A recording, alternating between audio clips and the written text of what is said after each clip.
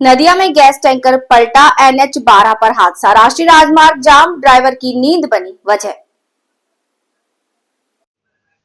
धुबुलिया थाना क्षेत्र के भाषाडांगा बिल इलाके में NH 12 पर यह विपत्ति घटी। चालक ने अचानक नियंत्रण खो दिया और टैंकर सड़क के बीच डिवाइडर से टकराकर उलट गया।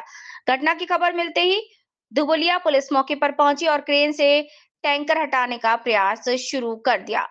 सभी वाहन चालक दहशत में है। पुलिस ने एक लेन बंद कर दी है, लेकिन दूसरी लेन से दोनों तरफ ट्रैफिक सुचारू रूप से चल रहा है। चालक और खलासी को कारण पता नहीं, लेकिन प्रारंभिक जांच में संदेह है कि ड्राइवर को झपकी आ गई थी। पुलिस पूरे मामले की नजर रखे है। फिलहाल कोई हाथाहाथ की खबर नहीं, लेकिन स्थिति गंभीर बनी है। हम आपको अपडेट्स देते रहेंगे बाकी खबरों में। जिला नदिया, पश्चिम बंगाल से पृथ्वीराज मैत्र की रिपोर्ट। দাদা আপনার নাম কি? নাজির হোসেন। কোথা থেকে আসছেন আপনি? হলদিয়া থেকে। কোথায় যাচ্ছিলেন? জলপাইগুড়ি। এই ট্যাঙ্কারে কি গ্যাস লোড আছে পুরো? হ্যাঁ, গ্যাস লোড আছে। কি ঘটনা ঘটেছে? ঘটনা বলতে গেলে আমি তো কলোনিতে ঘুমিয়েছিলাম। ঘুম থেকে ভোর ৫টার সময় ভোর ৫টার সময় গাড়ি চালিলাম। গাড়ি চালিয়েছে কীভাবে যে কী হলো আমি নিজেকে বুঝতে পারছি। পাল্টি হয়ে গেছে পুরো? হ্যাঁ, গাড়ি পাল্টে গেছে।